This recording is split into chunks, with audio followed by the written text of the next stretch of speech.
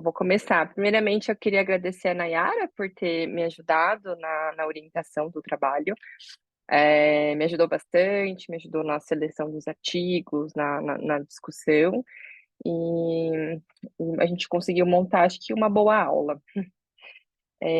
Primeiro, eu vou começar pela definição do lipedema, né, que é uma doença do tecido conjuntivo caracterizado pelo acúmulo aí desproporcional de tecido adiposo subcutâneo nos membros, principalmente, né, nos membros inferiores, pode afetar também membros superiores, mas é predominantemente nos membros inferiores, decorrente de uma inflamação microvascular.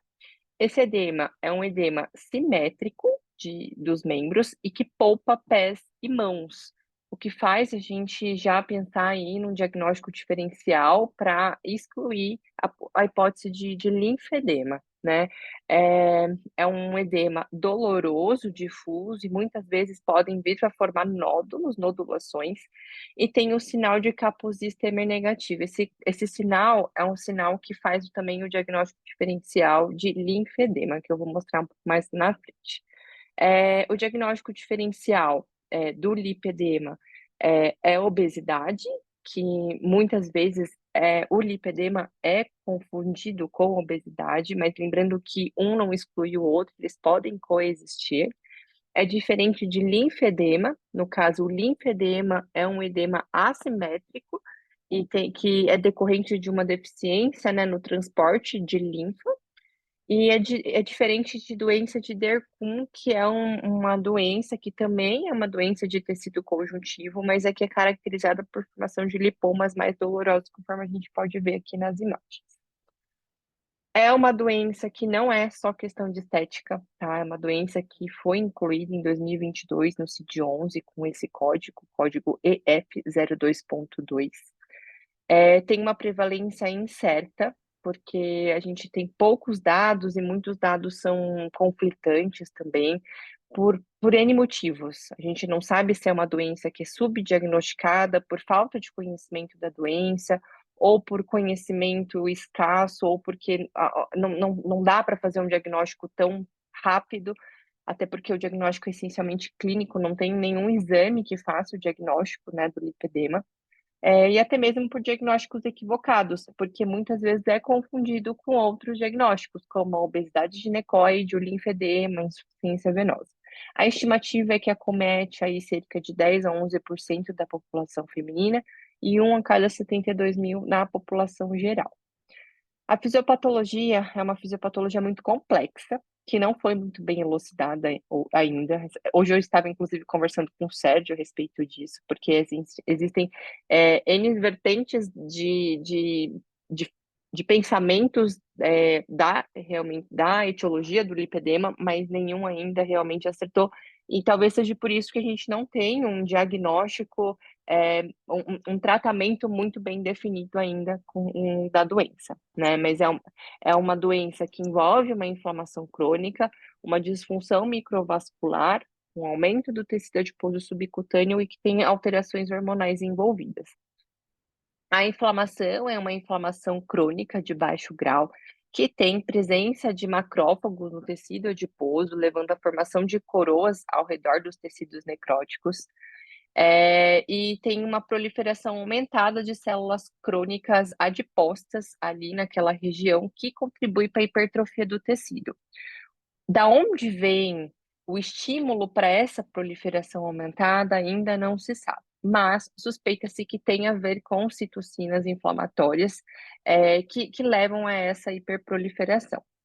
Lembrando que é uma doença que pode ocorrer independente da obesidade, mas que a obesidade é uma doença que também desempenha aí um papel crucial na patogênese e na progressão do lipedema. A gente tem componentes de microangiopatia envolvido, no qual o aumento desproporcional de tecido adiposo leva a uma hipóxia tecidual, que junto com o acúmulo de citocinas inflamatórias decorrentes desse acúmulo de tecido adiposo e decorrente dessa hipóxia tecidual, leva à fragilidade capilar e leva à formação de hematomas mais facilmente do que a população que não tem a doença. Além disso, a gente sabe que tem uma neoangiogênese inadequada por conta dessa hipóxia, porque tem sinalização para a formação de novos vasos, e que, associado ao estresse oxidativo elevado da doença, leva à piora da dor e do edema. Essa hiperplasia e essa hipertrofia dos adipócitos, que tem um mecanismo, como eu disse, que não é muito bem esclarecido ainda, leva à alteração dos vasos linfáticos e aumento da permeabilidade linfática, piorando a retenção de líquido. E a gente também sabe que tem bastante fator hormonal envolvido, justamente porque é uma doença que ela se manifesta em períodos de alterações hormonais, como na adolescência, no período gestacional, ou até mesmo ali, né, no período perimenopausa, né? Então, a gente se sabe que existe uma regulação anormal da distribuição de gordura mediada pelo estrogênio, que leva a uma disfunção do metabolismo lipídico, que vai atuar principalmente ali nas áreas ginecoides de quadris e de coxas, que são as áreas onde tem mais receptores de estrogênio. Além disso, sabe-se também que o estrogênio leva a uma modulação da angiogênese e da integridade dos vasos, formando aí uns vasos realmente mais anômalos, que aumentam a fragilidade capilar e que, consequentemente, piora o edema e leva realmente ao desenvolvimento de uma microangiopatia estabelecida, que é a progressão do lipedema. O diagnóstico é um diagnóstico feito através de critério clínico, que é uma doença que tem início na puberdade, gravidez ou menopausa, que é progressiva com a idade, e aí se levanta a hipótese diagnóstica de ser uma doença relacionada realmente ao estrogênio, ao hormônio, no qual a deposição de gordura descontrolada, envolvendo extremidades inferiores, geralmente pernas e coxas, é um aumento simétrico, com a queixa do paciente de pernas pesadas, pernas cansadas, com dor ao toque e à pressão, com tendência acentuada para a formação de hematomas, no qual mãos e pés são poupadas. O sinal de Godet, que é o sinal que a gente aperta, né, o membro inferior, faz uma compressão no membro inferior e você tem a compressão daquele tecido no lipedema, é negativo, ou seja, a gente tem uma compressão negativa. O sinal de Kaposi e Stemmer, que é o negativo, que é um sinal no qual, com o dedo indicador, você faz uma pinça no segundo dedo do membro inferior, e se você conseguir puxar um pouquinho de tecido, ele é negativo. E se você não puxar, ele é positivo, e isso significa que tem um linfedema. Como no caso da doença não tem um linfedema, ele é negativo. Você tem piora dos sintomas ao longo do dia, então a paciente traz a queixa de dor e desconforto, mais no final do dia, que não melhora com a elevação do membro, e você tem uma deambulação reduzida, e consequentemente de toda essa dor, esse desconforto, que consequentemente leva a uma diminuição da atividade social. Aqui eu trouxe a classificação por tipo de lipedema, no qual o tipo 1 é prevalente ali na região do umbigo até a parte inferior do quadril, o tipo 2 até o joelho, o tipo 3 até o tornozelo, o tipo 4 pega a região do braço e o tipo 5 apenas a parte inferior das pernas. Que eu coloquei uma imagem mais de perto para vocês conseguirem dar uma olhadinha. Uma outra imagem de um outro artigo que eu peguei, no qual a gente consegue ver esse lipedema mais realmente prevalente na parte, na perna, né? Então, esse daí seria o tipo 5. E a gente tem a classificação por estágios, no qual o estágio 1 a gente tem um subcutâneo mais espessado, com pequenos nódulos, a superfície da pele ainda liso, mas você já tem a dor e a resistência de perda de peso por dieta e exercício físico. A gente tem o estágio 2, no qual você tem nódulos palpáveis maiores, uma superfície de pele mais irregular. O tipo 3, no qual a gente já tem formação de lóbulos nos membros inferiores, que são as dobras, né, as massas de gordura. E aqui já tem uma associação à limitação funcional e o tipo 5 é quando, tipo 4 é quando a gente tem o linfedema associado, mas vendo que sempre realmente você tem uma palpação aí dos pés, tá? O tratamento.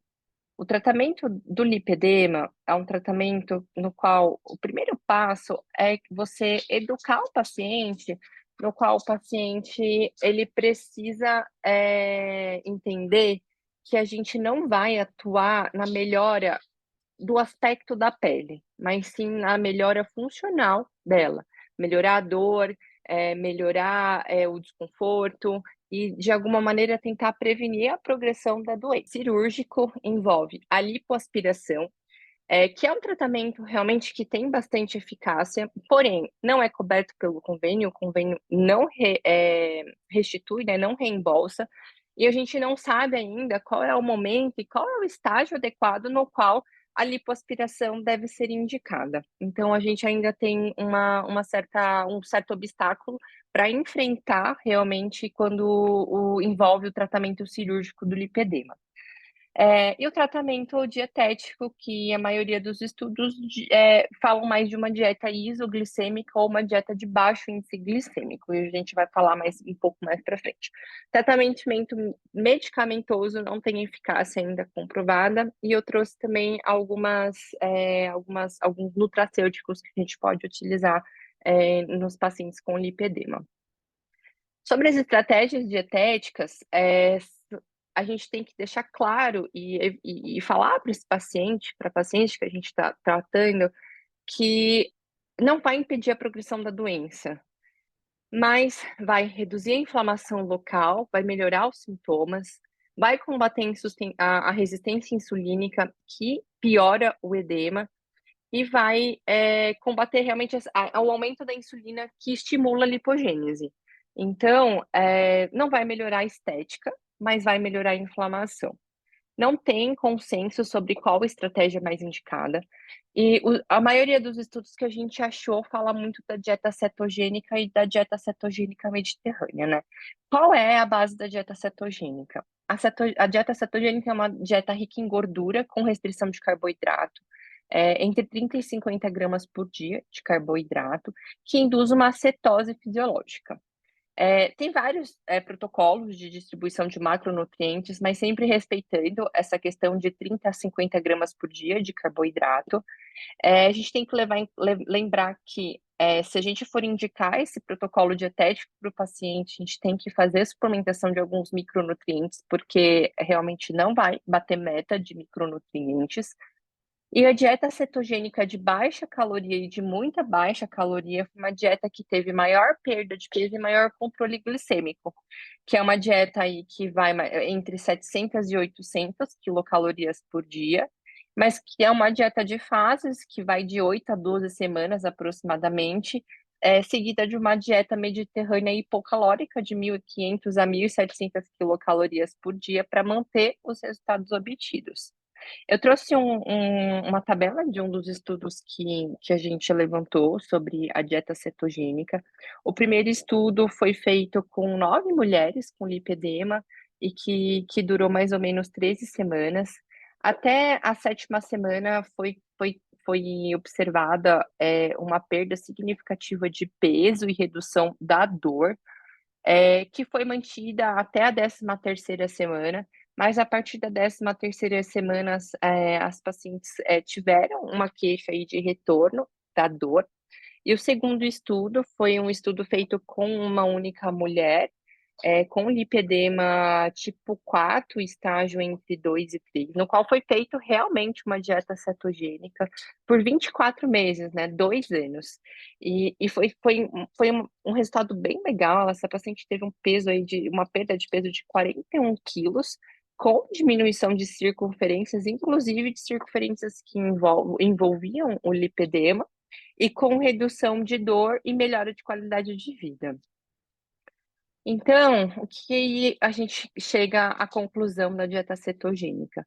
Que você tem uma redução de peso com predominância de massa gorda, tem redução de circunferência, incluindo áreas afetadas pelo lipedema em alguns estudos, Tem a redução da insulina basal, portanto, tem a redução da lipogênese e da lipohipertrofia.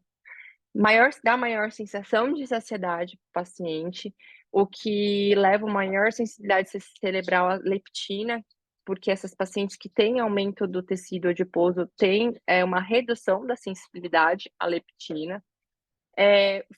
Produz hidroxibutirato, que é um antioxidante, reduz PCR, que é uma prova de atividade inflamatória.